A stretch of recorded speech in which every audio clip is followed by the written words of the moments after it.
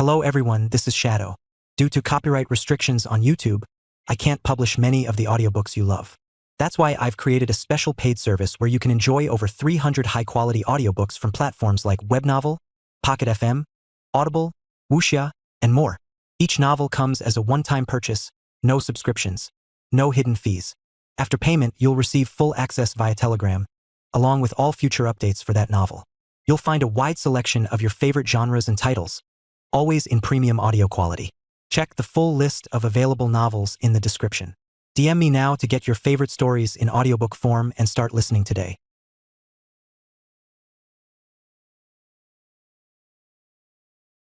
Chapter 661, Phantom of the Underworld. In the dark depths of the ocean, far below where sunlight could reach, there was a cave whose walls shimmered faintly with a pale blue light. Outside the cave mouth stretched an endless black void, the crushing deep sea held back by a glowing blue barrier that rippled softly like liquid glass. So hungry, so hungry, so hungry. A girl with long golden hair and a doll-like face sat curled on the ground, her arms wrapped around her knees as she muttered to herself. "Astrid, be a good girl," said another voice gently. "Ethan will come for us. He'll save us, I promise." The speaker was Lila. "Oh."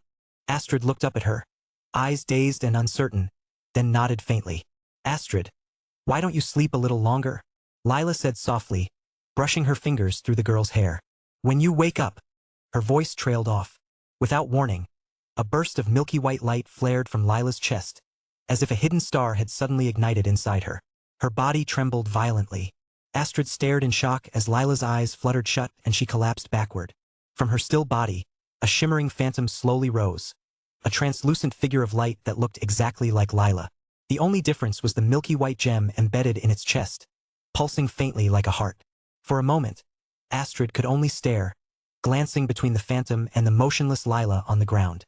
Her small hands trembled as she whispered, "Big sister?" The spirit blinked, her expression distant and confused at first, but then her gaze cleared. She tilted her head, looking at Astrid with a soft, knowing smile. "Hungry?" the phantom asked, her voice identical to Lila's. "MHM." Astrid nodded eagerly. The phantom's smile deepened. She rose gracefully to her feet and raised a hand toward the blue barrier at the mouth of the cave. Whoosh! The water rippled violently as a massive megalodon shark, nearly 10 meters long, broke through the barrier. It was an unevolved beast without sentience, its huge body thrashing wildly as if it had been dragged here against its will. White flames ignited in the phantom's palm. With a casual sweep of her hand, the flames scattered like rain and fell over the struggling shark. Sizzle! Sizzle! The white fire burned silently under the water, searing the creature's flesh. In seconds, the megalodon went still, its massive eyes rolling back as the scent of roasted fish began to fill the cave. Within a minute, it had been perfectly cooked from head to tail. The phantom let the flames fade, then lowered the roasted shark gently to the ground. "Astrid, eat slowly," she said with a tender smile. Astrid's eyes widened, her mouth already watering. She rushed forward, stopping only when she remembered to tear off a large piece of meat first. Holding it out with both hands, she said shyly, "Big sister, you eat this." The phantom paused, startled by the words. She looked down at Lila's body on the ground, a soft smile touching her lips. "Astrid, you eat. I have something to take care of. Be a good girl and wait for me, all right?" She declined the offered food gently. A spirit could not eat, but Astrid's innocent gesture was touching all the same. "Oh!" Astrid nodded obediently, her attention quickly returning to the roasted fish. The phantom floated toward the entrance and passed through the barrier as if it were air. Once outside, she stopped and raised her hand again. White flames bloomed in her palm, burning brightly even in the cold depths of the sea. The fire didn't disturb the surrounding water instead. It spread outward, forming a milky white shield that wrapped protectively around the blue barrier. Her task done, the phantom ascended rapidly through the dark water, her figure streaking upward like a pale comet. In an instant, she broke the surface of the sea. Far away, beyond the borders of Earth, on the edge of the desolate domain, two figures faced each other. "Let me in," came a calm, neutral voice from within a suit of black armor. If Ethan had been there, his heart would have leapt with joy. The figure in armor was his mother, the Lord of the Underworld. "No," replied the figure standing before her. It was a boy dressed in white, his face youthful but his eyes impossibly old. His tone was firm, absolute, his refusal leaving no room for argument. "Do you really think you can stop me?" The Lord of the Underworld's aura surged, dark and heavy, flooding the air with power. "I can stop you," the boy in white replied calmly. "For at least 3 years, no one in any of the myriad universes can cross this boundary." His tone was steady, his eyes unwavering. The Lord of the Underworld froze. Her vast aura slowly receded, her shoulders sinking as if the weight of centuries pressed down upon her. She let out a quiet breath and removed her helmet. "I only need 1 hour," she said softly. "Can't you make an exception? That world, it's where I lived. I swear it on my divine status as Lord of the Underworld." As the helmet fell away, a face of ethereal beauty was revealed, flawless yet streaked with tears that ran silently down her cheeks. Silence. Boom. The universe itself seemed to tremble. A new voice, gentle but commanding, echoed across the expanse. It wasn't loud, but its quiet authority cut through everything. Both figures turned at once. The boy in white pivoted slowly, and the Lord of the Underworld lifted her gaze, only for her eyes to widen in shock. "Lord of the Underworld," she whispered, her body trembling. She started to bow instinctively, but the newcomer stepped aside, avoiding the gesture. "Auntie," said the newcomer softly, "you are the Lord of the Underworld." If Ethan had been there, he would have been stunned beyond belief, because the one his mother was bowing to was none other than his own girlfriend, Lila. "Auntie." Ethan's mother's voice faltered, her expression a mixture of disbelief and reluctant amusement as she looked at the milky white translucent figure before her. Whoosh, whoosh, 2 more streaks of light descended, 1 gold and 1 violet. The newcomers took shape beside Lila, their auras identical to hers. "Lord of the Underworld," they greeted in unison. Ethan's mother stared at them, speechless. Their faces were different, but their presence was unmistakable. The same divine resonance that radiated from Lila's phantom form. They were Amber Zane and Rainy Chin.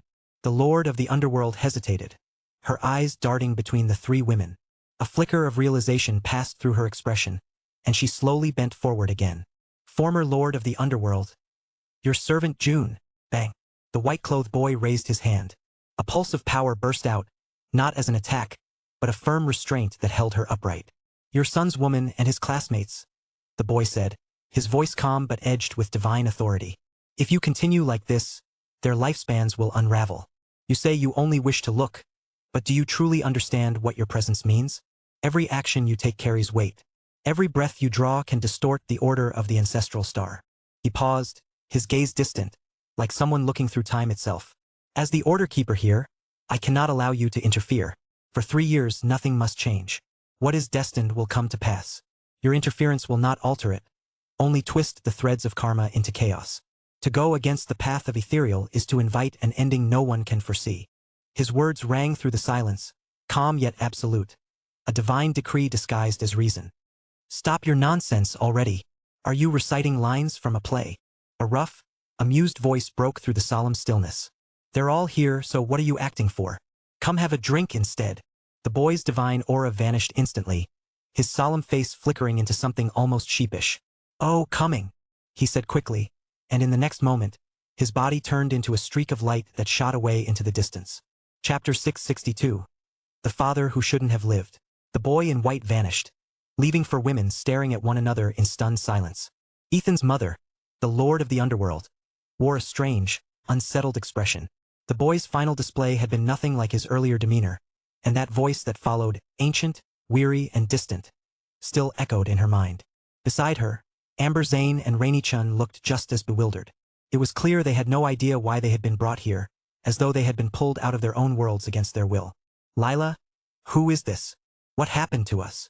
Amber finally dared to speak. She turned toward Lila Silverwood and noticed that, like herself, Lila's body was faintly translucent. Her gaze drifted toward the black-armored woman in the distance, confusion written across her face. Until this moment, she hadn't been brave enough to meet Lila's eyes. Lila didn't answer. She only gave a faint, knowing smile, then reached up and tapped the milky white gem resting against her chest. 2 beams of soft light shot out, striking the foreheads of Rainy Chun and Amber Zane. Slowly, the confusion in their eyes began to fade. Calm replaced it, clear, cold, and bright. The 3 women looked at one another. In their eyes flickered the warmth of recognition, the kind that only long-lost sisters could share. "Sister, you actually left the nether realm for us too?" If Rainy had still possessed her physical body, tears would have been streaming down her face. Guilt and affection twisted together in her expression. "What else could I do?" Lila said softly, her voice gentle. I separated you both and sent you to the ancestral star so you could live, experience, and grow. I hoped that when you returned, you would bring back all that you had learned from the mortal world and transcend your old limits. But when I saw how beautiful your lives had become, how full of meaning, how could I bear to let the laws of the nether realm erase your memories? Her lips curved in a faint, wistful smile. Sister, Amber began, then stopped, unsure of what to say. Amber, Lila said, a mischievous glint lighting her eyes. It seems you're the older sister now. A sharp metallic sound rang faintly in the air, clang. Amber's translucent face flushed bright red. Embarrassment washed over her so strongly she wanted to disappear into the ground. Their memories had just merged completely. Even Rainey looked stunned, her gaze flickering between Lila and Amber as fragments of shared recollection surfaced in her mind. Then Lila's attention turned to Rainey, her playful smile returning. Who would have thought the three of us would all fall for the same man? And you, of all people, just because of a dream? She laughed, her voice clear and melodic. So that's it. Now I finally know who Ethan's first love was in this life. It was you. Lila burst into hearty laughter, genuine and amused. Amber and Rainey exchanged helpless, wry smiles. In this lifetime they had never even met. Yet now everything made a strange, faded kind of sense. All right, Lila said at last, her tone growing serious. We'll talk more later. For now, we need to buy June, no, the auntie, sometime. Her gaze shifted toward the Lord of the Underworld, who still stood frozen in thought some distance away. Understood, said Rainey and Amber together, their expressions hardening with resolve. Abdi, are you ready? Lila's tone became calm and steady. The nether realm cannot be without a master, not even for a moment. And a divine status body cannot enter the ancestral star. These laws cannot be broken. Given our connection and the memories we share, we can shield you from the nether realm's awareness for a short time and temporarily hold the divine status of the Lord of the Underworld. You will have, at most, 1 hour. Take the nether jade, it might prove useful. As she spoke, Lila swept her hand across her chest. The milky white gem shimmered, its light bending and solidifying until it transformed into a flawless piece of pale jade resting in her palm. In the deep ocean, the city of the whale fall had just been shaken by a violent tremor. Panic rippled through the streets as the seabed groaned and the waters churned into massive whirlpools. Thousands of feet below the surface, the currents raged like living beasts. Had Ethan and the others not returned in time, the swirling force might have torn them apart. Even the merfolk veil that shielded the city flickered erratically, its once steady glow dimming in and out like a heartbeat on the verge of stopping. Then, just as suddenly as it began, the disturbance faded. The waters grew still again. No one knew what had happened or why. Ethan, however, had no time to wonder. His hands glowed faintly as he poured healing energy into Starfall's broken body. The spells worked, partly. They could sustain his father's life, but they couldn't restore it. Starfall's body was like a cracked vessel that could no longer hold light. No matter how many times Ethan healed him, the energy leaked away again. When the tremors finally subsided, everyone nearby stood watching him in silence. Faces were drawn with sorrow and helplessness. Among the gathered merfolk, many women began to cry softly, their tears forming shimmering pearls that drifted through the water like falling rain. Starfall Selim watched Ethan quietly, his expression calm, a faint smile softening the lines of his face. He looked at his son as if memorizing him, as though this moment alone was enough to ease the burden of all his years. Son, he said at last, his voice gentle but weak, don't waste your strength. Let's just talk. Ethan froze. The word son hit him harder than any blow. We'll have plenty of time to talk later, he said quickly, refusing to accept it. There has to be a way. You know your body better than anyone. Think, there has to be something we can do. His voice broke into a near shout. He didn't even realize how desperate he sounded. This man had appeared in his life too suddenly, yet the bond between them, blood deep and undeniable, was already clawing at his heart. Starfall didn't answer right away. He simply watched Ethan, eyes full of warmth and sorrow. He already knew the truth that Ethan couldn't yet face. Regis had told Ethan everything on the way back from the outskirts of the city, everything he'd learned from Blackie. And it was only then that Ethan realized the others already knew the secret of his bloodline. Blackie, whose real name was Reese, had once been given that name by none other than Overlord Selim, Ethan's grandfather. It was also his grandfather who had chosen Ethan's own name. Ethan had never imagined that he was the descendant of a ninth lineage, a bloodline that existed outside the Noble Eight. The Selim family had always stood apart, producing only a single heir in each generation, and had never sought recognition among the eight. He remembered hearing a story, long ago, that Overlord Selim had once sealed a mysterious clam in the Silverwood family's hidden territory. A clam capable of producing energy cores. A creature said to possess its own consciousness and the ability to confuse the minds of men.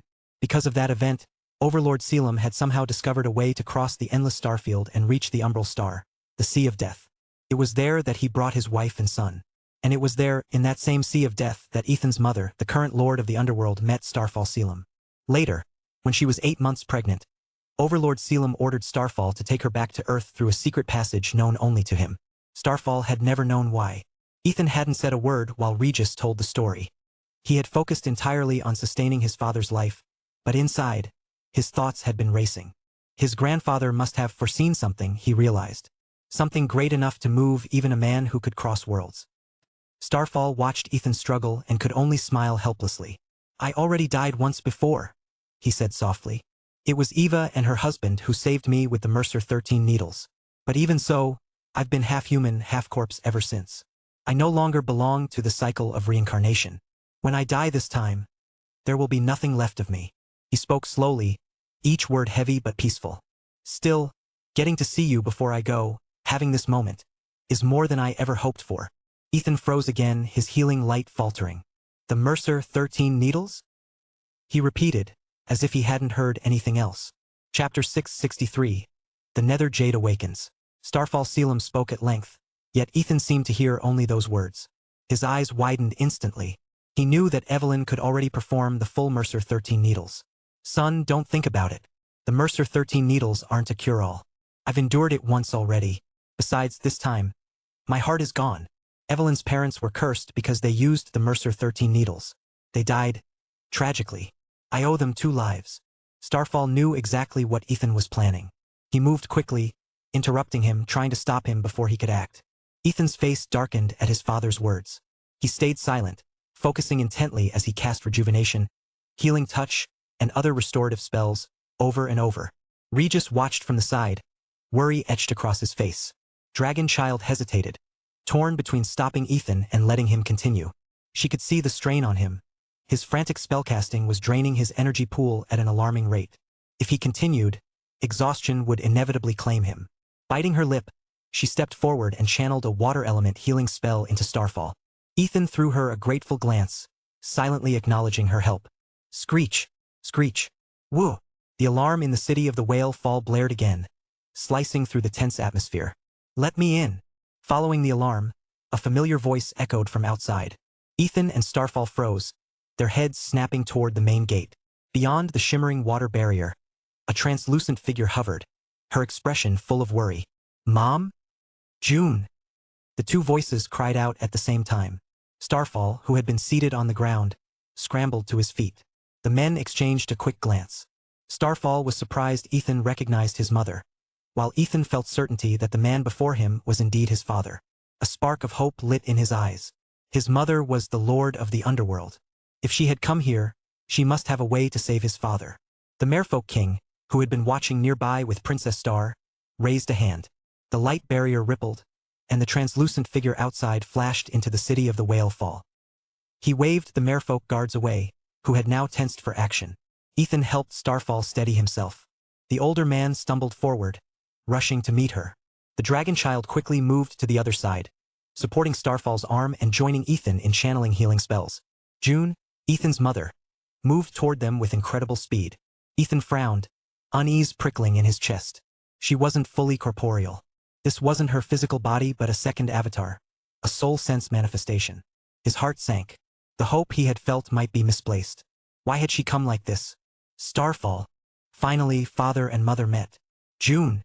Their hands clasped, a strange connection forming between the physical body and the second avatar. It shouldn't have been possible, yet at that moment, they touched. "Where have you been all these years?" Starfall asked first, his voice tight with restrained emotion. "You. So this is how you survived. No wonder. No wonder. I searched for you endlessly but couldn't sense your aura. If I hadn't felt you this time." June's face shifted between sorrow and joy. Ethan realized that if she were in her physical form, she would be weeping uncontrollably. Starfall began, but Ethan interrupted, unable to contain himself. "Mom, Dad." The words tumbled out awkwardly, the title foreign on his tongue, nearly phonetic. Both parents turned toward him.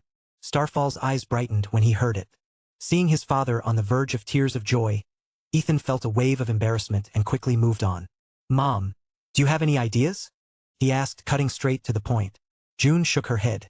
"Even if my main body came, I wouldn't be able to help," she said, her voice trembling with grief. Ethan's heart sank. It felt as though the ground beneath him had vanished. "Wait!"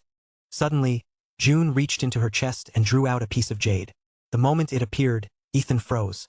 That jade, its deep black-green glow, its cold aura, he knew it. "Isn't that? Why do you have it?"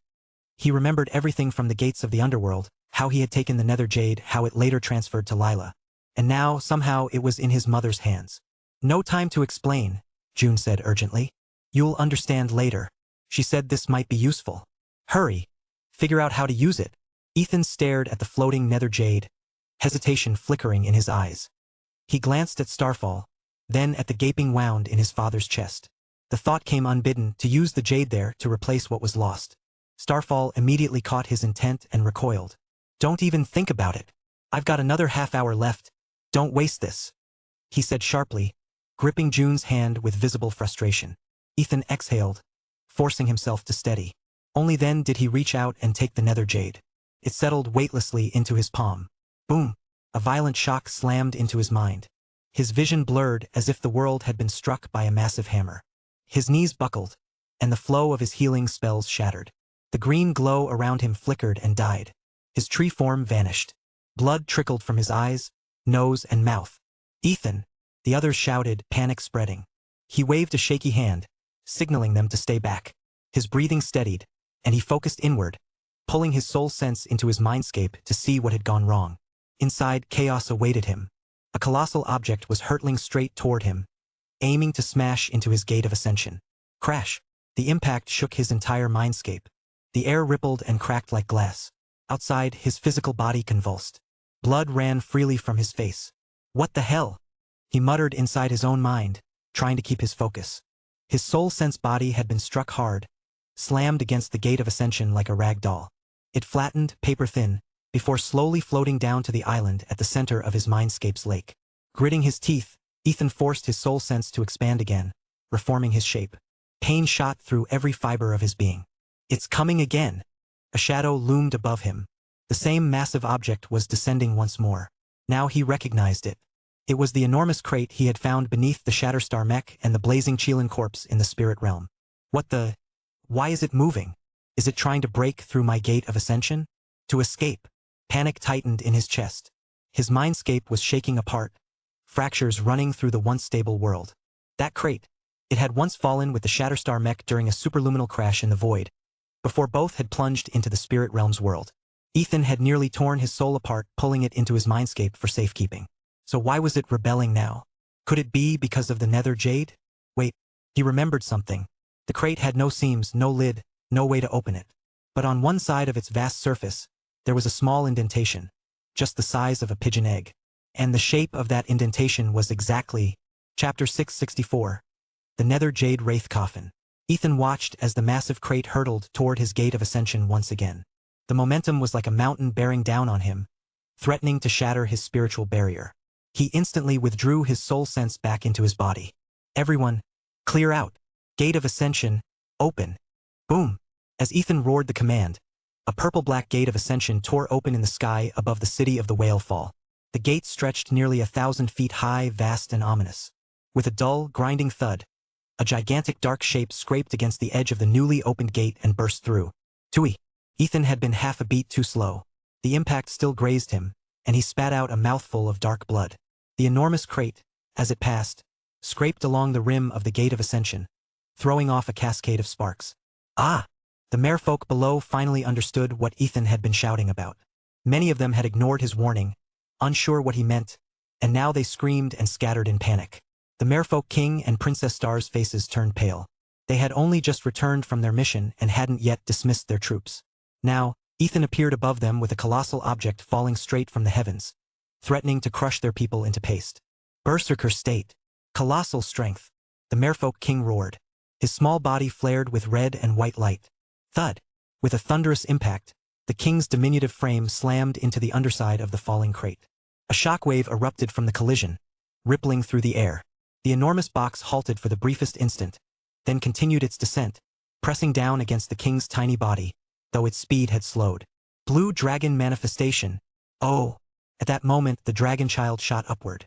Her body expanded, stretching over 1,000 feet long, scales glowing with azure light. She braced herself beneath the box alongside the merfolk king, her claws digging into the air itself. Together, they slowed the crate's fall even more. Their combined strength bought the merfolk precious seconds.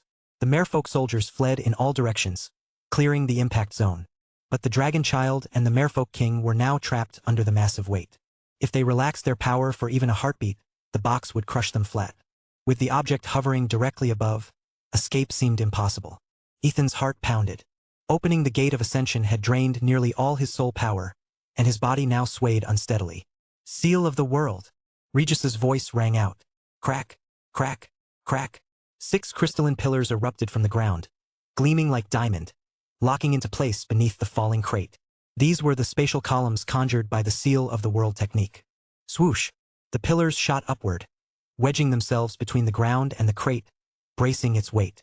Run! The dragon child shouted. Her colossal body shimmered, shrinking rapidly as she darted out from beneath the box. The merfolk king didn't hesitate either. His small frame flickered, vanishing from danger an instant later. Crack, crack, crack.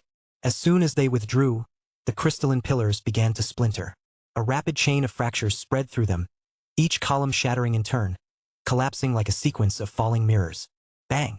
The crate crashed to the ground with a deafening explosion of force. The entire city of the Whale Fall shook 3 times from the impact. Dust and shockwaves rolled outward. Thanks to Regis's quick reaction, both the dragon child and the merfolk king escaped unharmed. Everyone stared in stunned silence. The merfolk king, still catching his breath, knew the full extent of his own strength. He could easily lift a mountain with his bare hands, yet that falling object had nearly crushed him flat. The power behind it was beyond anything he could have imagined. What is that thing? Not only the merfolk king but also June, the lord of the underworld, was visibly shaken. She turned toward Ethan, her expression tight with disbelief. Ethan shook his head slowly. I don't know, but it seems connected to this. He opened his hand. The nether jade, once a translucent green, now shimmered with a deep, inky black light as it floated upward from his palm. Ethan's eyes sharpened. His hunch had been right. The jade drifted for a heartbeat, then locked onto a direction. Whoosh! It shot forward like a streak of black lightning. Clink! I knew it! Ethan thought, his pulse quickening. The nether jade had stopped precisely at a small indentation on the surface of the massive crate. Click! Click! Click! A sequence of mechanical sounds echoed through the air. Starting from where the jade had lodged itself, the colossal box began to change. Small squares flipped in waves, transforming its wooden surface into something entirely new. A dark, glassy sheen spread outward like rippling water, until the whole structure glowed with the eerie, smooth texture of nether jade. Then, impossibly, the heavy crate began to rise. It floated upward, slowly shrinking as it did, its form shifting in shape and proportion. This, someone whispered. The entire crowd stood speechless, transfixed by the transformation. Only June's face showed recognition. A spark of realization flickered in her eyes, followed by hesitation, as though she was dredging up something long buried. Mom, what is it? Do you know what this is? Ethan asked quickly. He had already returned to Starfall's side, reactivating his tree form and pouring healing spells into the battered warrior. Hearing his mother muttering under her breath, he couldn't contain his curiosity. I'm not certain yet, June said, her gaze fixed on the floating object. Let me see it more clearly. The transformation continued at a deliberate pace. Only a fraction of the box had completed its change, yet already its new form was emerging. Minute by minute, the strange object shifted until, at last, the process was complete. What had once been a gigantic crate was now no larger than a human-sized coffin, its surface dark, seamless, and faintly pulsing with the essence of the nether jade. It landed softly on the ground. The air around it seemed to hum. June's composure wavered. Her avatar flickered uncontrollably as her voice trembled with excitement. Ethan frowned. Mom, calm down. What exactly is this thing? He could tell she recognized it, and that recognition scared him. The timing, the form, everything about it felt wrong. His father was on the brink of death, and now a coffin had fallen from the sky. Was fate mocking them, preparing the burial in advance? June took a deep breath, her eyes glistening with awe. The nether jade wraith coffin. It's real. It actually exists. Ethan turned to the object again, studying it closely. The coffin's wider end was sculpted into the face of a ferocious wraith, its features twisted in a silent snarl. Even looking at it made his soul sense quiver. The narrow end tapered into what looked like a tail, frozen mid-sway, as though the spirit inside was forever trying to break free. "Mom!" Ethan began cautiously, but before he could finish, June suddenly sprang into action. "Quick, little Ethan. Open the coffin. Starfall. Get ready and climb in." Both men froze. "Huh," they said in unison. Starfall blinked, utterly lost. "Wait, what? I haven't even died yet." Chapter 665, 3,000 Souls to Save a Life. Ethan rolled his eyes, but a new thought had already sparked in him. He stepped closer, curiosity and a sliver of hope brightening his features. "This coffin? Can it heal injuries?" he asked. June had already nudged the two men away from the coffin and was standing beside it. "It's one of the 3 treasures of the Nether Realm. The Nether Throne, the Nether Armor, and the Nether Coffin. The coffin is ranked last, but its effect can defy fate itself," she said. "What effect?" Ethan pressed. June hesitated for a heartbeat, searching for the right words, then answered with a strange mixture of clinical calm and awkwardness. "Think of it like a woman's womb. As long as the soul remains, it can restore." At that, the circle around them tightened. Regis, the Dragon Child, the Merfolk King, and Princess Star stepped forward, all of them watching Ethan. When June finished, surprise and disbelief rippled across their faces. "What the hell, June? Are you serious? You mean it? Reforge someone?" Starfall Selim exploded, the color draining from his face. June's eyes flashed. "Who are you calling the hell?" she snapped. Starfall's bravado evaporated instantly. Ethan, hearing the possibility of restoration, lunged for the coffin. He threw his weight against the lid and even called on force resonance, but the heavy cover did not budge. "That's not how you open it," June said urgently. "Then how do you open it?" Ethan demanded. The Lord of the Underworld answered, her voice solemn and terrible. "You must deposit 3,000 living souls and 3,000 portions of flesh and blood into the coffin's maw to open it." The number hung in the air and stunned everyone. 3,000 living souls, 3,000 portions of flesh and blood. It was vast beyond casual imagining. "Any restrictions on the kind of souls or flesh?" Ethan asked, his eyes suddenly bright with calculation.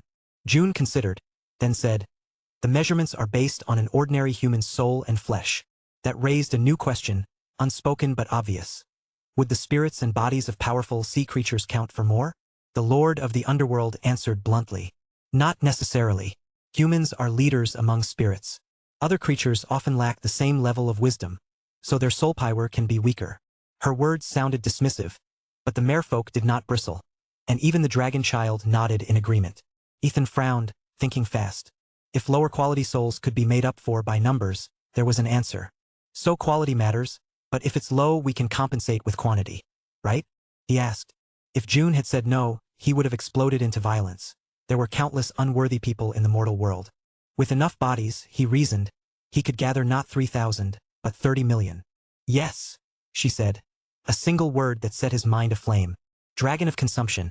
Spit out everything you swallowed," Ethan ordered. He tapped his abdomen, and where his hand had pressed a small, eel-like fish slid free and landed on the ground. The miniature dragon of consumption looked pitiful and reluctant. "But I finally ate so much," it protested in a thin voice. "Stop stalling," Ethan snapped and gave it a light slap. The vanguard of the 12 sea tribes had been made up largely of minor sea creatures, far more than 3,000, and the dragon of consumption had swallowed many of them whole. When it returned to Ethan, the dragon had boasted that it could hold its prey for a year or more while digesting. Now the ancestral dragon whimpered, preparing to open its maw. Ethan slapped it again and pointed toward the yawning head of the nether jade wraith coffin, the wraith head gaping open like a hungry mouth. The dragon of consumption dared not speak. It twisted its body, came forward, and, without growing larger, opened its mouth. A torrent of countless sea creatures poured out like a flood, surging into the nether jade wraith coffin's massive maw. As the screaming creatures vanished into the gaping mouth, the coffin began to glow with a deep, ominous black light. A faint creak followed, and Ethan saw a hairline crack appear along the lid. The crack widened into a narrow slit, then stopped. For a moment Ethan stood there puzzled, then noticed the dragon of consumption had closed its mouth. "Spit it out," he urged. "But it opened, didn't it?" The little dragon muttered, sounding more pitiful than defiant. "Don't waste my time," Ethan snapped, his patience worn thin. "If you don't open this thing, I'll throw you in as the flesh and blood myself." His voice was flat, and the look in his eyes left no doubt he meant it. The dragon of consumption shivered and obeyed. It continued to vomit up more sea creatures, far more than the required 3,000 portions of flesh and blood. Ethan watched, surprised, as the numbers swelled into the tens of thousands and the dragon still hadn't finished. He didn't know that, after the seawater receded, the dragon of consumption had secretly swallowed every stray creature that had followed the Megalodon clan king, keeping them tucked away like a hidden larder. Bit by bit, the coffin lid gave way until the opening was finally wide enough for a person to enter. "That's enough," June said at last. "It's wide enough to go in?" Ethan asked. "Yes. At least it can save his life," the Lord of the Underworld replied, nodding once. They worked quickly. Starfall, deprived of Ethan's healing and near collapse, was pale and barely able to speak. With steady hands and gentle force, they lifted him and eased him through the foot-wide opening into the coffin's interior.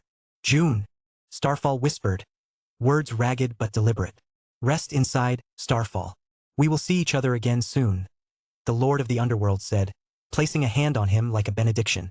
"Remember to find our son?" Starfall breathed, those the last coherent words he could manage. Ethan stood frozen, bewilderment and a flash of guilt colliding in his chest. Starfall had been standing there this whole time, right beside them, and Ethan had not realized. He had almost killed him in a fit of reckless anger. "I'm right here, old man," he wanted to shout, but the words stuck in his throat. Once Starfall was fully inside, the slit in the coffin lid snapped shut with a series of mechanical clicks. The Lord of the Underworld watched the sealed coffin, her expression tight. His soul was already on the verge of dissipating, June explained when she saw Ethan's stunned face. As his soul faded, his memories were slipping away with it. Ethan scratched his head, feeling foolish and a little sick to his stomach. He had been so wrapped up in the moment he'd failed to notice the most important thing standing beside him. "How long until he comes out?" he asked, eyes fixed on the closed coffin. The Lord of the Underworld shook her head, admitting she wasn't sure. Despite the uncertainty, a huge weight eased off Ethan's shoulders. Relief and anxiety braided together, and for the first time since the chaos began he felt something like hope. "Mom, why are you in this form?" he asked, remembering the Lord of the Underworld's changed appearance. "Oh no, I'm running out of time. I have to go," she said, panic flashing through her eyes. Her voice turned urgent. "What?" Ethan blurted. "No time to talk, son. Take good care of your 3 little girlfriends." Chapter 666. The depths stir once more. After saying this, the Lord of the Underworld reached out her hand. The black jade that Ethan's mother had given him earlier detached itself from the nether jade wraith coffin and drifted toward her palm, as if drawn by an unseen force. "What exactly is this black jade?" Ethan asked, watching the dark gem glide through the air. "It's called the nether jade," June explained. "The 3 treasures of the nether realm, the nether throne, nether armor, and nether coffin, all require it as the key to unlock their final forms." "Then why did you give it to me?" Ethan frowned slightly, still confused. "If I hadn't let you take the nether jade out of the nether realm," she said, her tone soft but resolute, "I wouldn't have been able to execute the final plan. Without that, I might have already dissipated. The reasons are complicated and you wouldn't fully understand right now. I'll explain everything when there's time. But for now, I must go. Reconstructing his body will take a long while, and I can't delay any longer." There was a flicker of anxiety in Ethan's mother's expression. As she finished speaking, her avatar began to fade, its light dimming around the edges. She turned to Ethan one last time, waved gently, and then rose toward the city's surface. Her figure ascended through the layers of colossal whale bones and ancient skeletons, areas forbidden to all merfolk and sea creatures, who were required to pass through the main gate. But she ignored those rules completely. The merfolk king said nothing to stop her. Watching her depart that way, he instead released a long breath, his shoulders easing as if a great weight had lifted. "Phew! Great nephew, your mother is..." Rumble. Before he could finish, the entire world trembled. Thunder rolled from somewhere distant, and a strange, heavy aura swept through the water. The merfolk king froze mid-sentence, his face twisting with shock, awe, and fear. What is it?" Ethan asked, looking around in confusion. The king shut his mouth immediately and waved his hand as if to silence the topic altogether. His eyes darted away, and he refused to speak another word. Seeing his reaction, Ethan understood it must have been related to his mother's true identity, something forbidden to mention in this world. He didn't press him further. Instead, he turned back to the nether jade wraith coffin and gently ran his fingers over its cold, dark surface. Slowly, his expression softened. A faint smile appeared on his lips as an unfamiliar warmth filled his chest. I'm not without parents after all, he thought. My mother's identity speaks for itself, and my father. He must have been someone extraordinary among humans. There had to be a reason they hadn't been by his side. He thought about the rumors surrounding the noble 8 lineages and the Selim family, realizing for the first time that his own surname Selim was tied to that ancient bloodline. He narrowed his eyes slightly. His father hadn't sought revenge all these years.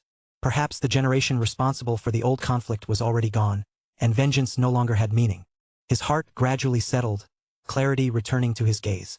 Then he suddenly remembered the strange object the Megalodon clan king had been holding earlier. Your Majesty, Ethan asked. The Divine Sea Temple. What exactly is it? He was certain that relic wasn't native to Earth.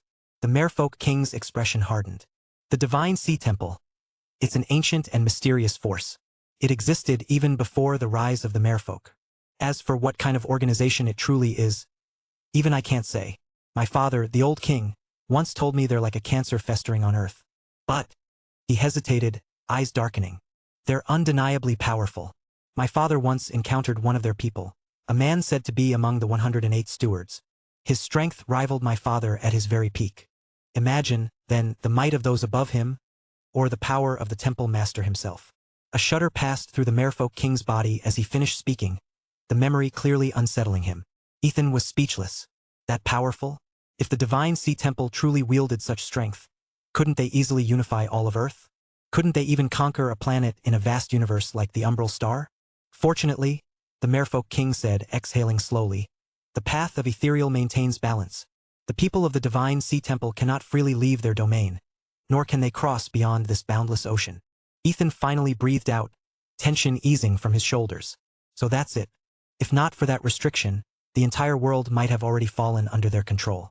Your Majesty, he asked after a pause. How great is the difference between your power and the old Merfolk king's peak?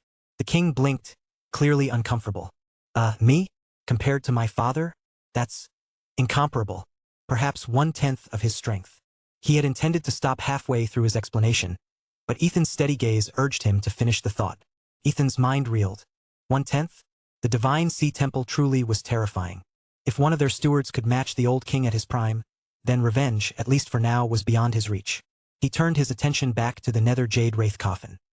His mother had told him to leave it here, and clearly, she trusted the Merfolk deeply. That alone was enough reassurance for him. His next goal was clear, he needed to retrieve Lila.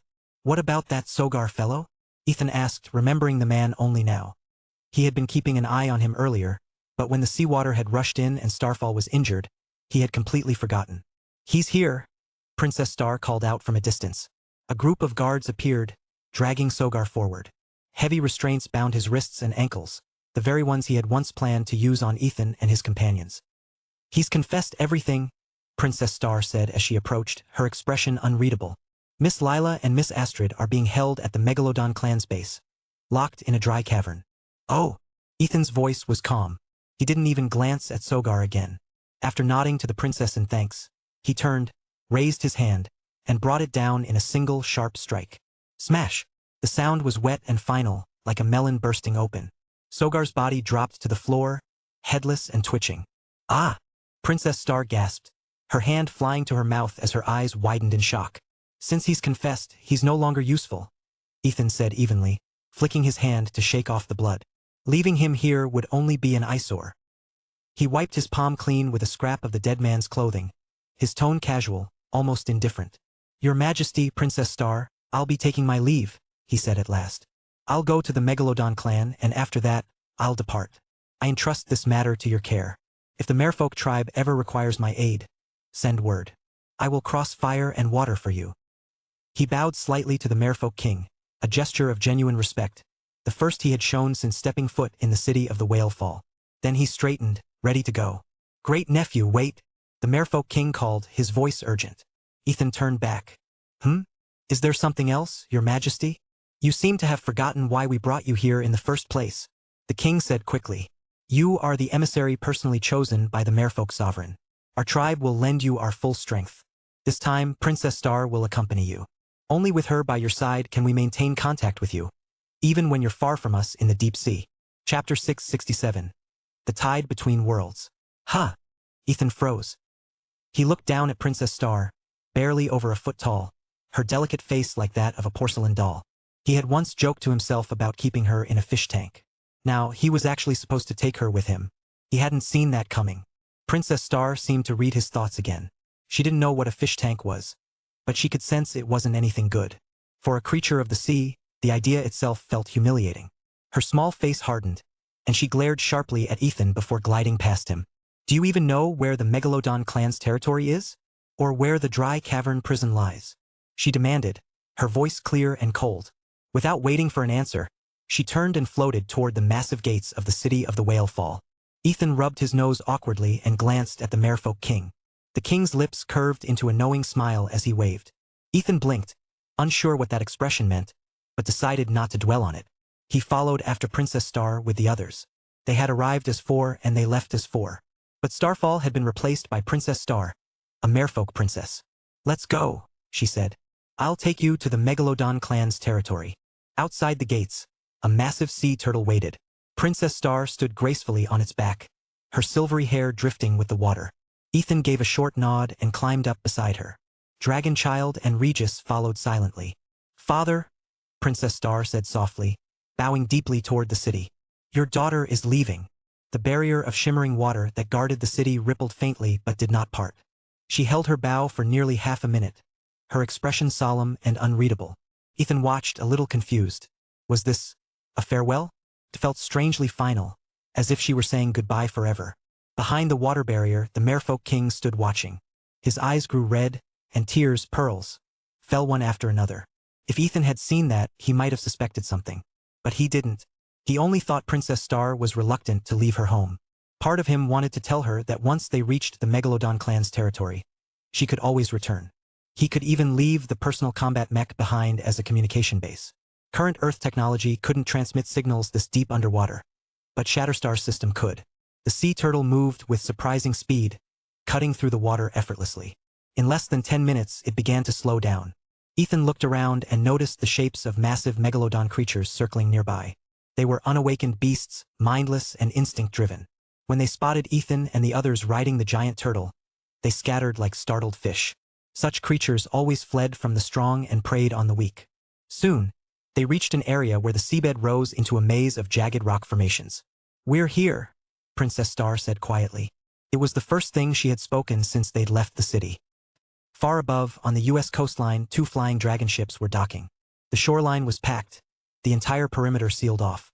Members of the 9th Division and the neutral faction had gathered in force, along with representatives from the Noble 8 lineages. At the forefront stood Matriarch Whitmore and Donovan Silverwood. The matriarch had regained her usual composure, her sharp eyes scanning the horizon. Nearly everyone of importance in the American supernatural world was there. After all, this incident had drawn in thousands of ordinary people. It couldn't be ignored. Among them was Rowan Kane, among the leaders of the 9th Division, the father of his former college roommate. Celeste had reached out to him, and he'd taken charge of rallying the faction of those who had withdrawn from supernatural affairs and tried to live among humans. Only a fraction had actually come. Most wanted no part of the chaos anymore. They had families, jobs, children, lives they weren't willing to risk again. If Matriarch Whitmore hadn't stepped forward to contact the Noble 8 lineages for help, returning all those people, once controlled by Kiera Quinn and left wandering like lost souls, to their homes might have taken days, maybe weeks. Once the 2 groups completed the handover, Victor and his team finally let out a collective breath of relief. Blackie flopped down on the rocky shore, panting like an overworked beast, his tongue hanging out as if he'd just run a marathon. Rainey is awake. Aunt Melinda's voice suddenly broke through the commotion. Everyone turned in surprise. Rainey sat on a stone, dazed, holding a cup of water she hadn't touched. Her brows were furrowed, her gaze distant, as if she were trying to recall something just out of reach. Beep. Communication enabled. Just as the last of the evacuees were escorted away by the Noble 8 lineages and the 9th Division's neutral faction, a voice echoed above them. Victor and the others looked up. The massive Shatterstar mech hovered invisibly in the sky, cloaked from ordinary sight. Where are you? Came Ethan's voice, calm and familiar. A projection flickered into existence in the air before them, revealing Ethan's image. We've completed the handover, Victor called up. That fast? Ethan asked, a faint note of surprise in his voice. Then he smiled. Good. Get ready to board the mech. We're heading to Ascension Isle. Boss, you finished on your end? Did you find Lila and Astrid? Victor asked quickly. All done, Ethan replied, and another face appeared beside him in the projection. It was Lila. She looked a little tired, her hair slightly disheveled, but her eyes were bright and alive. Seeing her safe sent a wave of relief through everyone watching. A low hum filled the air as the Shatterstar began its descent, its colossal frame breaking through the clouds. The chest hatch opened with a deep metallic hiss, and a ramp of blue light extended downward like a bridge. Victor and the others exchanged looks of awe and exhaustion before stepping onto the light ramp one by one, disappearing into the mech's open heart. Far below the ocean's surface, Ethan, Dragonchild, Regis, Lila, Astrid, and Princess Star raced across the deep on the back of the ancient sea turtle. Their course was set, the same coordinates Ethan had locked in during his last communication with Amber Zane. Ethan, I lost my necklace. Lila's voice trembled slightly. She had been curiously watching the shimmering projection in front of her before shutting it off. Her hand went to her chest, her expression pale with regret. Ethan turned to look at her, and for a brief moment, his gaze slipped. Lila's tight, low-cut outfit didn't help his self-control. Effie, she scolded, quickly covering herself. Her tone was half playful, half embarrassed. If she hadn't called him that, Ethan might have held himself back. But that single word, soft and intimate, made him lose composure. He slipped an arm around her waist, pulling her close with a grin. If it's gone, he said lightly. It was a spiritual artifact. Maybe it found its true owner. In truth, he knew exactly where the nether jade had gone. His mother had taken it. Is that so? Lila murmured, her voice distant. She frowned, pressing her fingers to her temple. I remember giving it to someone, and I think I saw Amber, and someone else. Someone named Chun. Ethan's eyes widened. Rainy Chun, he asked before he could stop himself. Lila blinked, trying to recall. Yes, I think so. Her expression brightened, as if the name had triggered something. Chapter 668. Race to Ascension Isle. Lila's eyes lit up. Ethan, however, was caught in an awkward silence. He couldn't understand why Lila would suddenly bring up seeing Amber Zane and Rainy Chun together, or why she claimed the nether jade was something she had personally given away. Earlier, when he discovered the dry cavern, he had fought hard to break through the milky white flames guarding its entrance. Inside, he found a massive shark skeleton. And there was Astrid, that silly girl, feasting as if she hadn't eaten in days. The shark, easily over 50 feet long, had been completely devoured by her. Ethan could only piece things together because Lila had been lying unconscious near the cavern wall. She had only begun to stir after he entered, groggy and weak, as if waking from a deep slumber.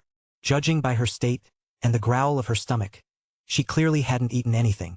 Yet Astrid now slept soundly nearby, breathing slow and even like a kitten, her stomach perfectly flat. There was no sign at all of how she could have possibly eaten a 50-foot shark. Lila, after nibbling on the food Ethan offered, was now gazing at him with that teasing little smile of hers. It was the kind of smile that said, without words, "So, who is Rainy Chun?" Ethan awkwardly rubbed his nose. She was a classmate, back in high school. He didn't dare lie. The look in Lila's eyes made it clear she already knew the truth. I know, Lila said, her eyes narrowing into crescent moons. A playful curve appeared at the corner of her lips. You even wrote her a love letter. I. Ethan stammered, completely thrown off. He couldn't remember ever telling her that. Then it hit him. It must have been that night after he came back from the Sea of Death. He'd gotten drunk and hadn't bothered to burn off the alcohol with his energy. A drunk Ethan was a loose-tongued Ethan. He'd probably started rambling about old stories, and the Rainy Chun love letter incident had slipped out somewhere in there. At the time, Lila hadn't thought much of it. Everyone had a past, after all. Even though she and Ethan had known each other for years, she hadn't been there back then. It wasn't as if he wasn't allowed to have liked someone else. Lila was not a petty woman. But hearing Rainy Chen's name now stirred something unexpected. It wasn't jealousy. It was a curious warmth, an odd sense of closeness she couldn't explain. The feeling surprised her. For a brief moment, she even found herself wondering what kind of person Rainy Chun was. Speaking of which, Lila said, pushing the thought aside, what exactly are we doing at Ascension Isle? She remembered Ethan's earlier conversation with Victor and the others. The name had come up then, and it had clearly been something serious. At her question, Ethan's expression darkened. He squinted, his tone turning grim. Amber has been taken. What? Lila's eyes widened. It was someone from the Sheridan family, a guy named Alaric. Apparently, he even recited some pretentious poem while doing it, Ethan said, his face tight with anger. Alaric Sheridan? Lila repeated, startled, though her reaction wasn't quite the one Ethan expected. Wait, you know him? He asked, catching the strange note in her voice. Of course I do, Lila said with a frown. He's Amber's fiancé. What? Fiancé?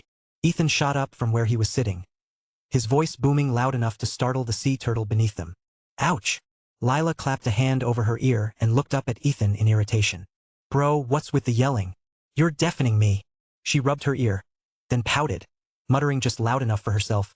Fiancé, huh? So what? Why are you so worked up? He's Amber's fiancé, not mine.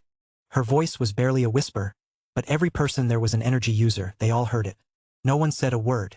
Even Ethan pretended not to notice. He was torn. He still hadn't figured out how to explain his history with Amber Zane to Lila, and now suddenly Amber's fiancé had shown up and had taken her away. For a moment, Ethan didn't even know what he should do about this whole trip to Ascension Isle. Even if the man's methods were questionable, he was still her fiancé. That alone made things messy. If Ethan didn't go, his conscience would gnaw at him. But if he did go, was he about to crash a wedding?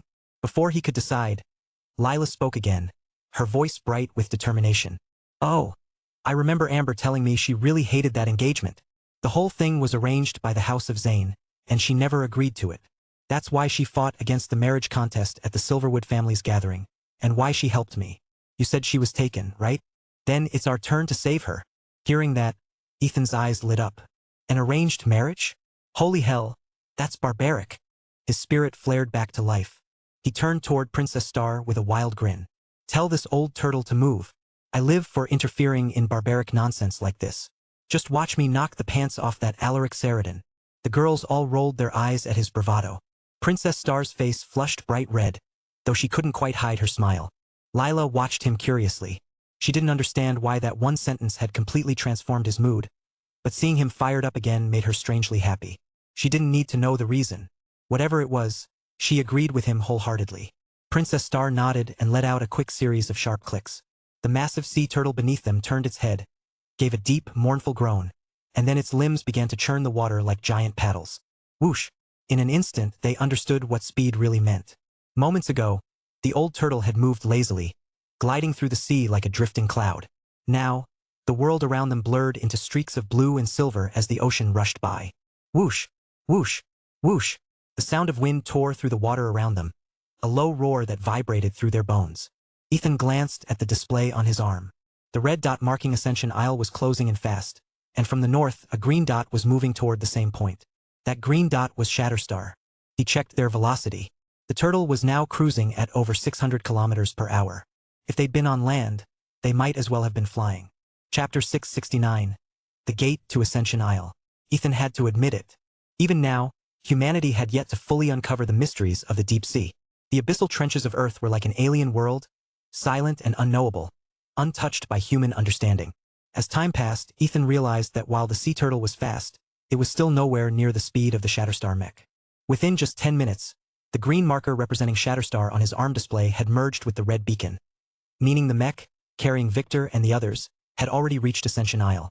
He immediately opened a communication channel. You've arrived. Ethan's voice came through the mech's cockpit speakers.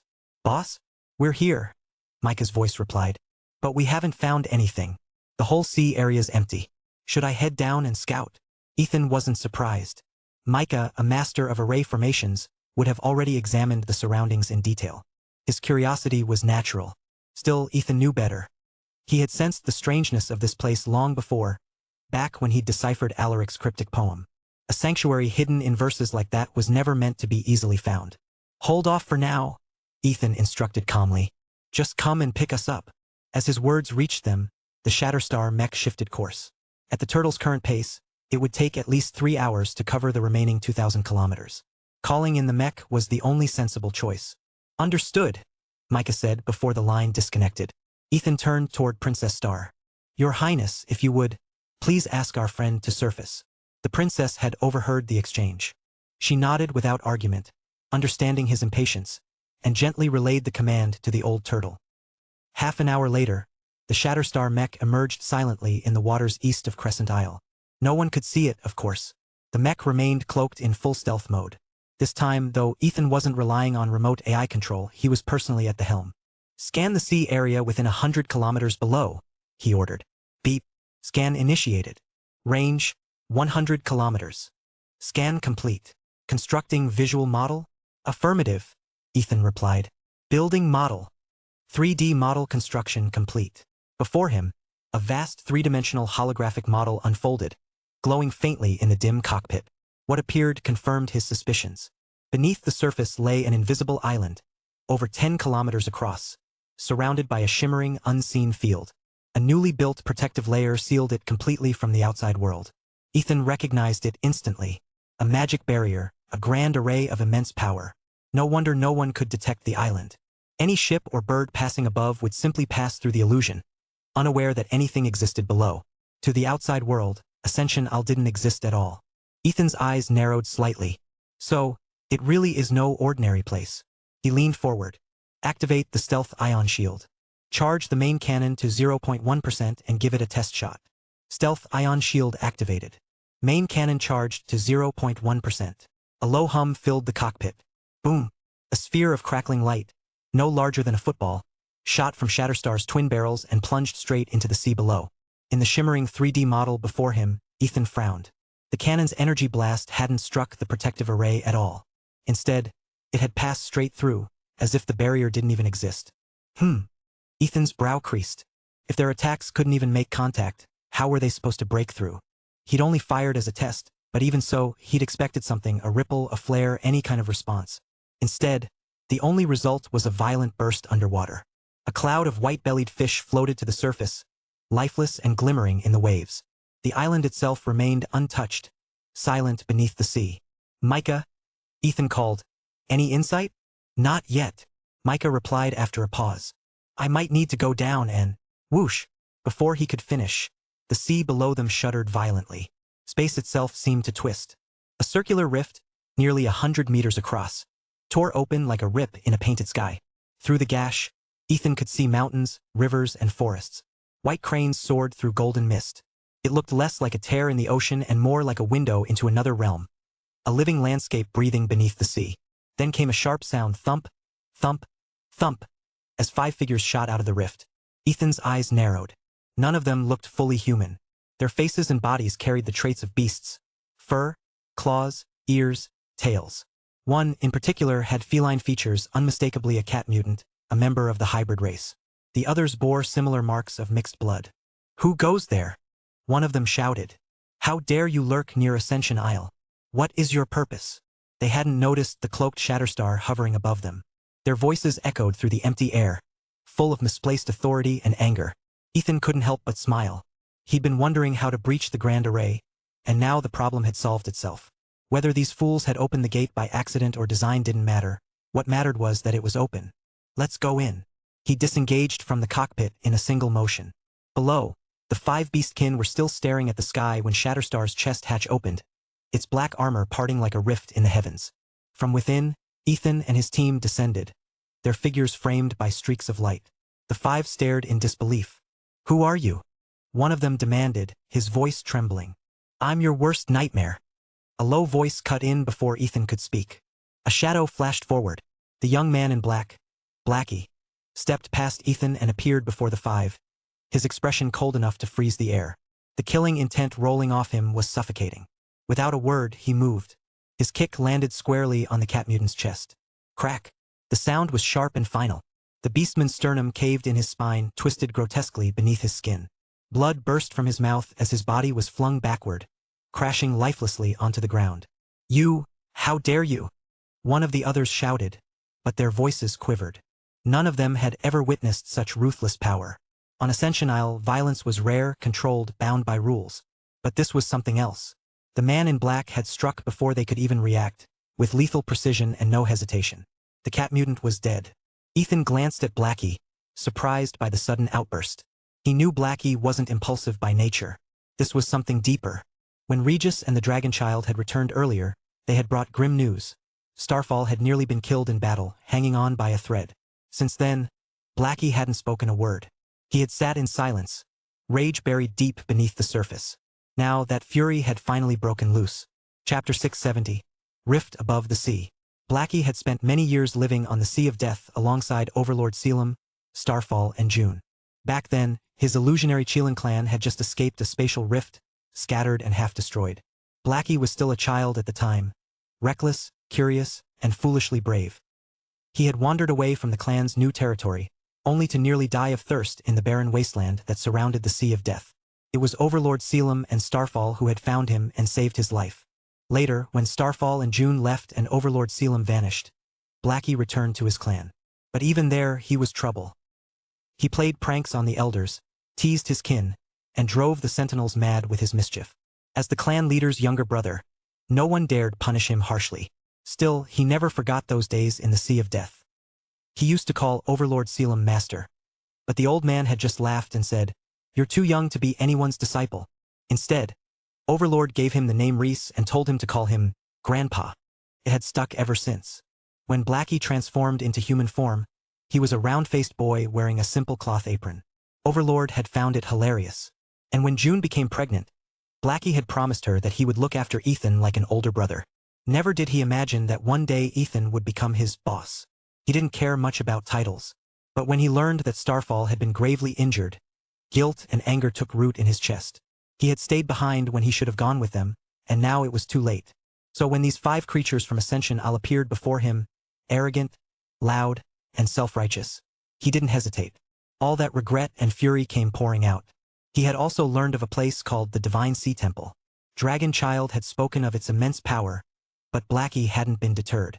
Instead, he had quietly sworn to grow stronger, strong enough to wipe it off the map. Before they came to Earth, Ethan had described the world's humans as weak, their energy users few and underdeveloped. Blackie had been smug about that, confident that he could dominate wherever he went. But now he saw that Ethan's understanding of this planet had been limited. The oceans, covering 71% of Earth, were teeming with powerful beings, both human and beast alike. And the so-called mutant creatures were nothing to underestimate. Still, none of that mattered in this moment. Blackie's rage wasn't about power levels or strength. It came from memory, the memory of the same kind of pompous dude who had once tried to capture him as a mount, calling him a beast and mocking his kind. He had never forgotten that humiliation. Now, facing these 5, that memory flared back to life. "How dare you cause trouble on Ascension Isle?" one of them shouted as Blackie advanced. "Aren't you afraid your entire lineage will be wiped out? The Island Lord will turn you into puppets and enslave you forever." Blackie didn't even bother replying. He moved in a blur. 3 punches. 2 kicks. The hedgehog mutant screamed as his body burst apart under the final blow. It was over in 2 seconds. The cat mutant, the strongest of the 5, had died first, his sternum crushed like glass. The others followed, reduced to blood mist under Blackie's strikes. Their dying screams echoed through the air before fading into silence. "Enemy attack! Close the Sumeru array!" Voices shouted from within the island. The portal above the sea began to shrink.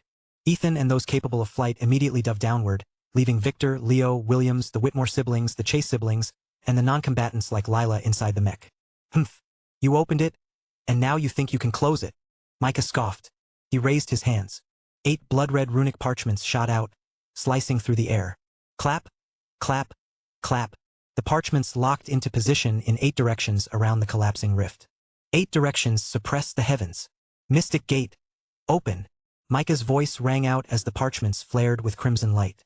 Lines of glowing red connected them, forming a web that held against the array's pressure.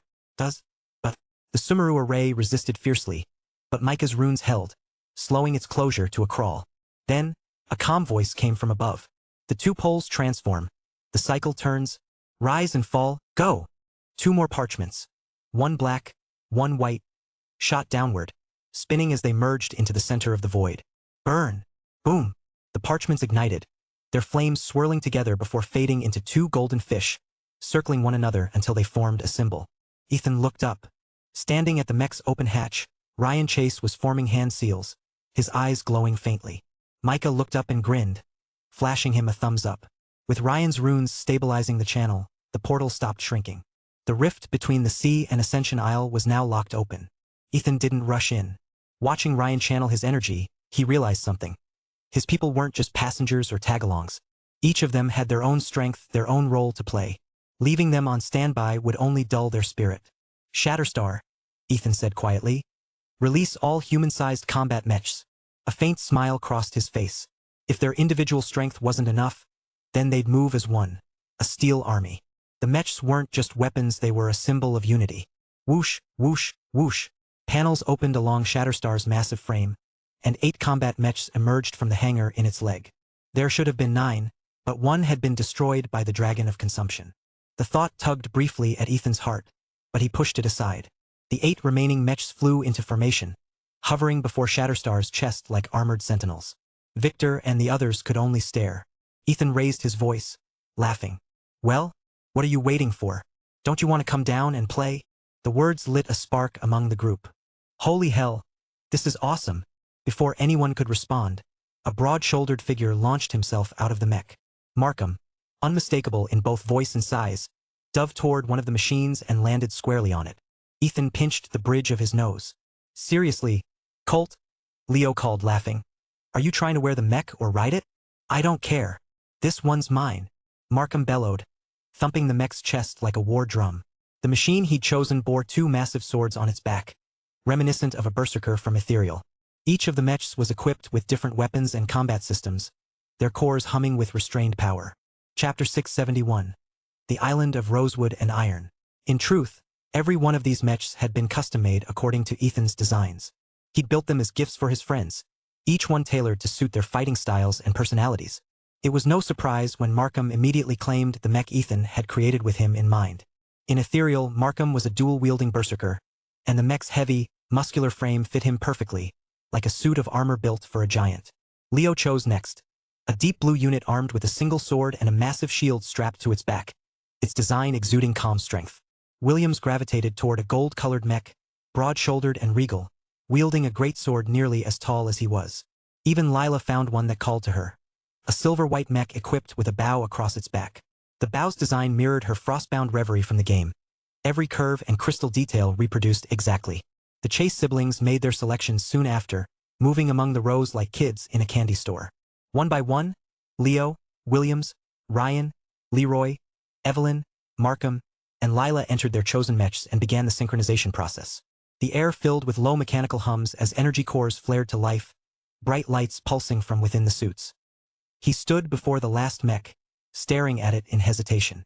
It wasn't flashy. The armor bore a muted camouflage pattern, and the weapon mounted on its back resembled a staff more than anything else. Simple, almost plain. That was what made Victor hesitate. "Victor, get in there already," Ethan called. Ethan," Victor said, grimacing. "This isn't a healer mech, is it?" He sounded like a man who already knew he'd made a mistake not picking a combat class back in Ethereal. Ethan chuckled.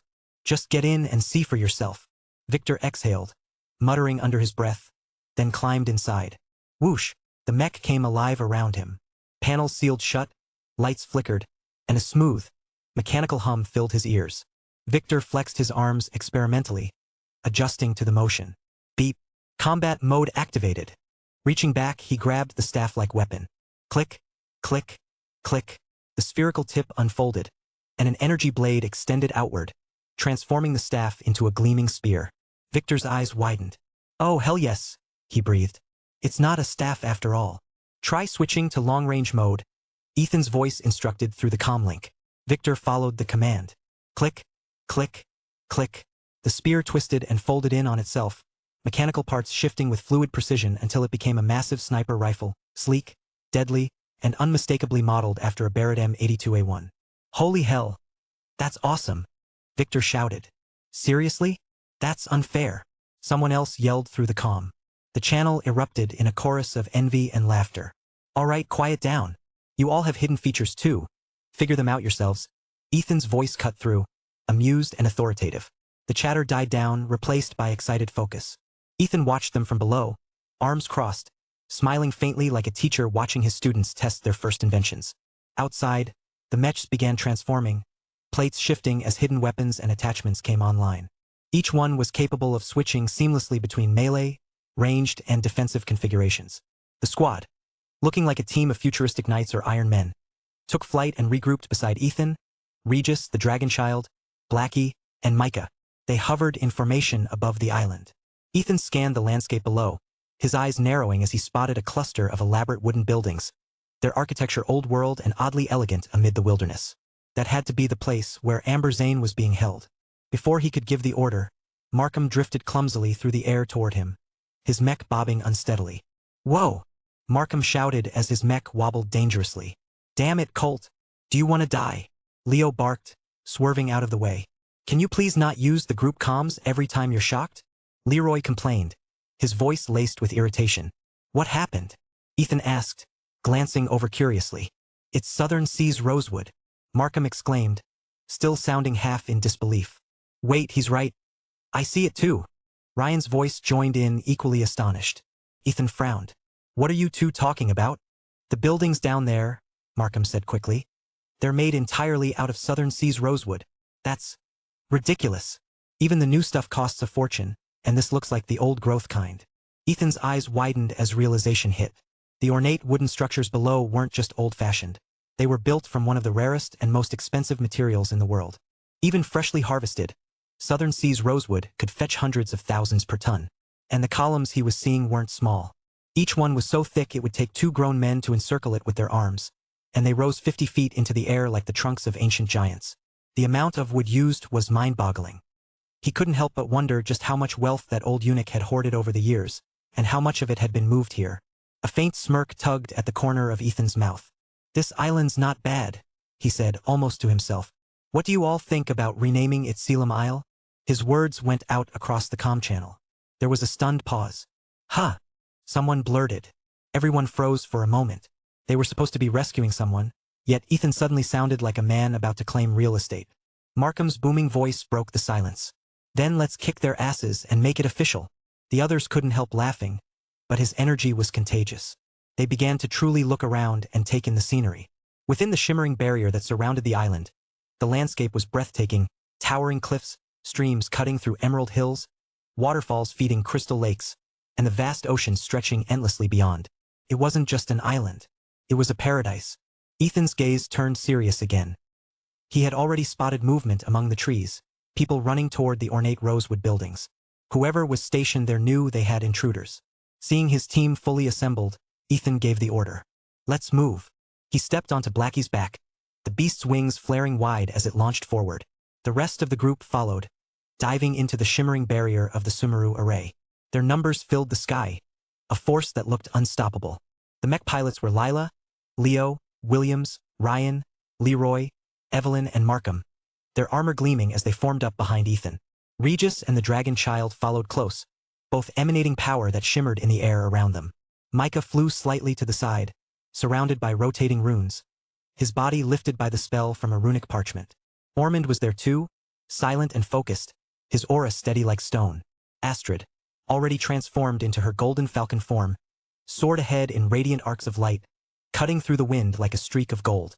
Even Hank and Quinn had come along, though the strong smell of alcohol around them made it clear they'd been drinking again. They didn't look the least bit ashamed. Behind them, Celeste, Aunt Melinda, and Maria had wanted to join, but Ethan had insisted they stay behind for safety. The same went for Rainey Chun and William's wife. There simply weren't enough combat mechs left. The materials from the Sea of Death on the Umbral Star had been completely used up to forge the 9 mechs they now had. One had already been destroyed by the Dragon of Consumption, leaving only 8 in working condition. For now, Ethan led the charge from Blackie's back, his eyes fixed on the island below. Chapter 672, Shadows on Ascension Isle. Counting them up, their group numbered 15, a respectable force by any standard. Humph! The moment Ethan and his team stepped into the grand array, a cold, disdainful snort echoed from somewhere ahead. Crack! A sharp, air-shattering sound followed, cutting through the silence from the direction of the elaborate buildings. Explosive shot! Bang! Before Ethan could react, a clear, feminine voice rang out behind him. Lila's bowstring twanged, and an arrow of pure energy, glowing bright as lightning, streaked forward. Boom!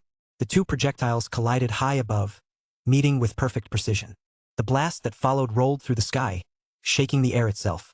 A fierce, whistling wind burst outward, sweeping across the jungle below and sending the trees swaying wildly, as if a hurricane had passed over them. "Oh!" A voice of mild surprise came from the direction of the elaborate buildings. Ethan turned toward Lila, grinning, and gave her a thumbs up. Her reflexes were remarkable. Even Victor, standing nearby with his rifle raised, couldn't help but whistle in appreciation.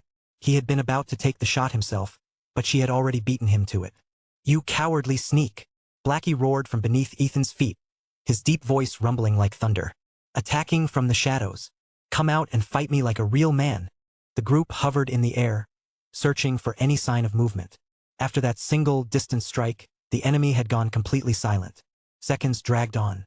Still nothing. Micah's soft exclamation broke the tense quiet. What is it? Ethan asked. There's a magic barrier fluctuation, Micah replied quickly. Even as he spoke, the scene below began to twist. The green mountains and clear rivers blurred, melting away into a dense, white fog. The mist rose fast, swallowing everything. In moments, visibility dropped to nothing.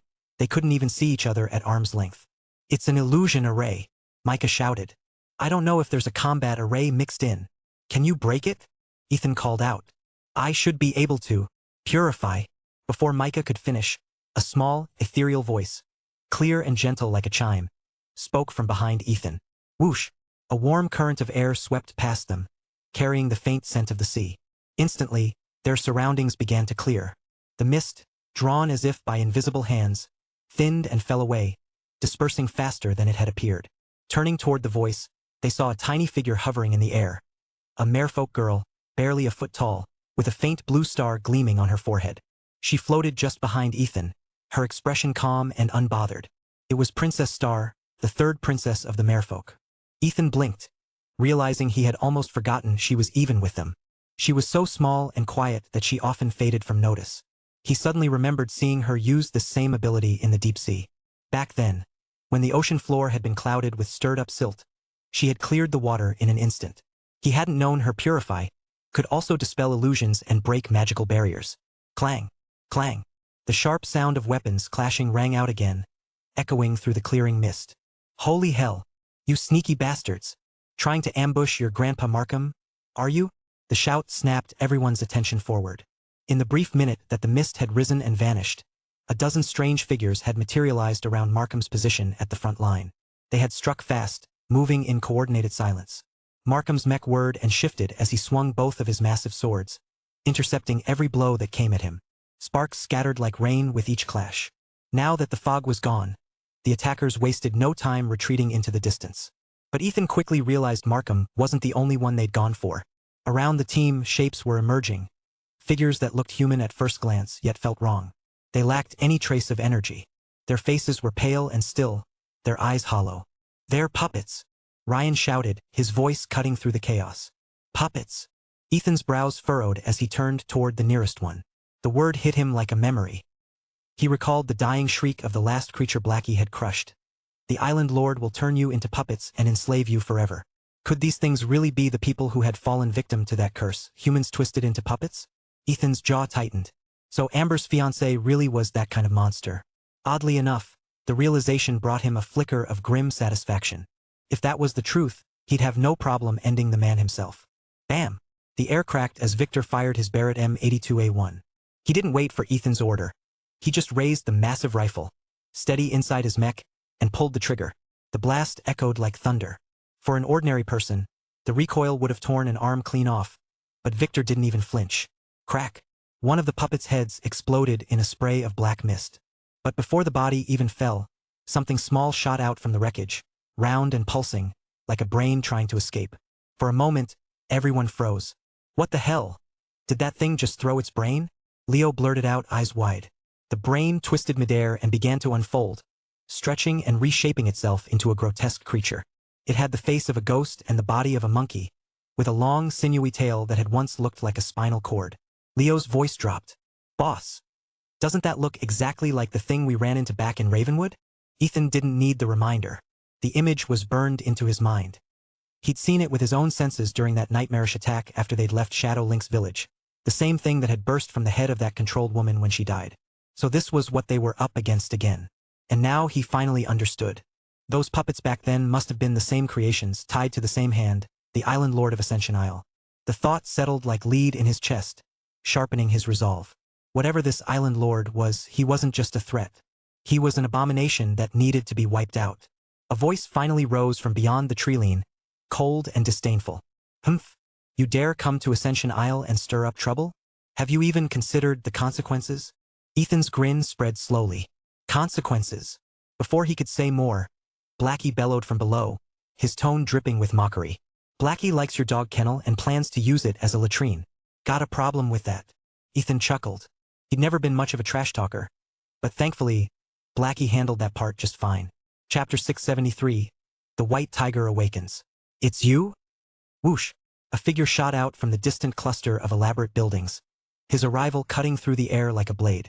Hundreds of mutant creatures followed in his wake. The puppets that had been lying in wait for Ethan's group instantly broke formation and gathered behind the newcomer, as if he were their master. He was dressed in a dark purple robe dyed with wild grass, tied at the waist with a dark emerald sash patterned like lightning. His long black hair rippled like a storm cloud, and his eyes were bright and sharp. There was an effortless grace about him, handsome, refined, almost otherworldly.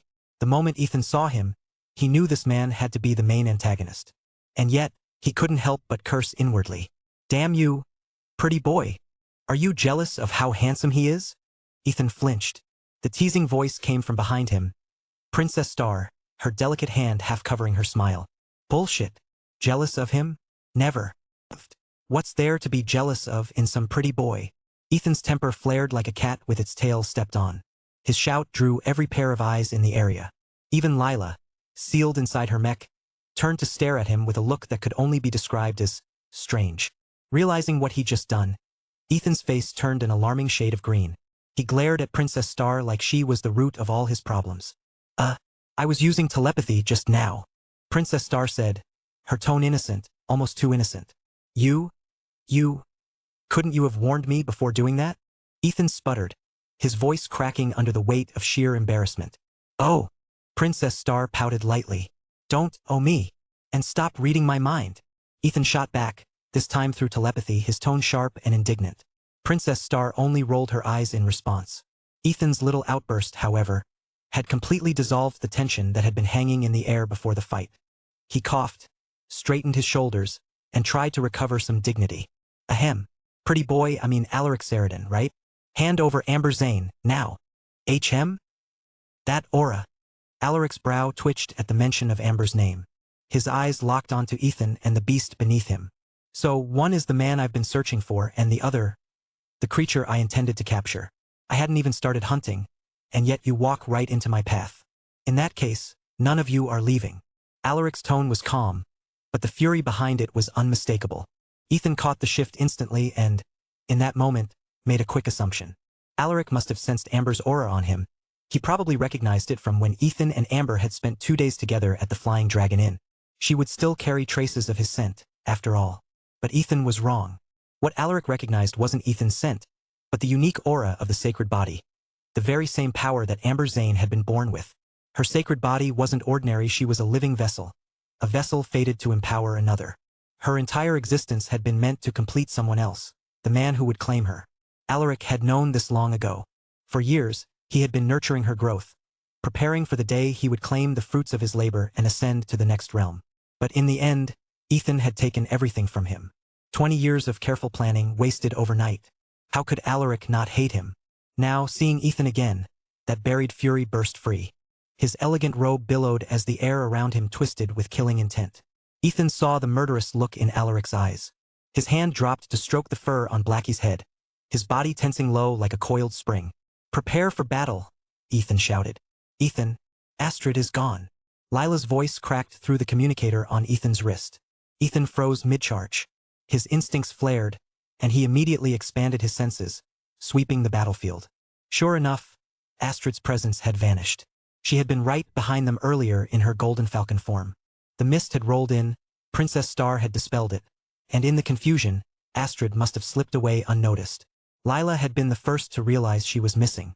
Ethan's brows furrowed for a moment, but as his senses reached farther, his tension melted away. He exhaled and even let a grin tug at his lips.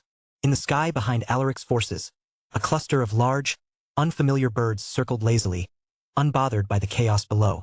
Among them, a flicker of gold flashed like sunlight on water. There she was, a tiny golden falcon, no bigger than a sparrow, darting among the flock. It was the smallest, fastest form of her clan. Ethan's grin widened. I know where she is. Don't worry, he said through the comm. Attack them. Bang, bang, bang. 3 consecutive shots cracked through the air before he even finished speaking. Victor had already opened fire. His modified Barrett M82A1, Shatterstar's heavily upgraded version of the classic sniper rifle, spat 3 bursts of concentrated energy aimed straight for Alaric's head. "Humph, a petty trick," Alaric said coldly. His gaze flicked across the battlefield, taking in the mechs surrounding Ethan's group. "I see. You have ties to the Divine Sea Temple." He reached for the sword at his waist, blade with intricate runes etched along its fuller. With a fluid motion, he twirled it once. Clink, clink, clink. 3 crisp sounds rang out as the energy bullets were deflected effortlessly, scattering light across the air like sparks from a forge. "You all handle the fodder. I'll take him myself," Ethan said sharply. He patted Blackie's massive neck. "Blackie, let's move." "Ethan, he's strong," Regis warned from behind. "Don't worry, I know what I'm doing." Ethan shot back, his voice steady. Blackie's jaws curled into a grin. "Relax, boss. The 2 of us can handle one overgrown peacock." "Boss, count me in." The deep, calm voice came from behind them. Ormond, who had been silent until now, stepped forward in his human form. In a flash, he leapt up and landed on Blackie's back, right behind Ethan. "Huh!" Ethan blinked in surprise. "Heh! Just trying out my new skill," Ormond said, his expression unreadable. He spread his arms, moving as if to embrace Ethan. "Whoa, hey, what the hell?" Ethan jerked back, heart pounding. If Ormond hadn't looked so dead serious, Ethan might have kicked him off on reflex. Being hugged by a giant man mid-battle was not his idea of strategy. But before Ethan could say more, Ormond shouted, "White Tiger! Armor manifest!" Ormond's body shimmered and turned translucent, his form phasing like mist. Then, energy surged outward, wrapping around Ethan like a living force. Clank, clank, clank. The phantom solidified into gleaming white armor that covered Ethan from head to toe. The plating was pristine and powerful, striped with deep black patterns that glowed faintly. A roaring tiger's head emerged from his left shoulder, its eyes burning with pale light. Shing! Wings of pure white metal unfurled from Ethan's back, catching the battlefield's light as they spread wide. The armor pulsed once, alive with power. Ethan could feel it, Ormond's strength flowing through him, merging with his own. Hello everyone, this is Shadow. Due to copyright restrictions on YouTube, I can't publish many of the audiobooks you love. That's why I've created a special paid service where you can enjoy over 300 high-quality audiobooks from platforms like Webnovel, Pocket FM, Audible, Wuxia, and more. Each novel comes as a one-time purchase, no subscriptions, no hidden fees. After payment, you'll receive full access via Telegram, along with all future updates for that novel. You'll find a wide selection of your favorite genres and titles, always in premium audio quality. Check the full list of available novels in the description. DM me now to get your favorite stories in audiobook form and start listening today.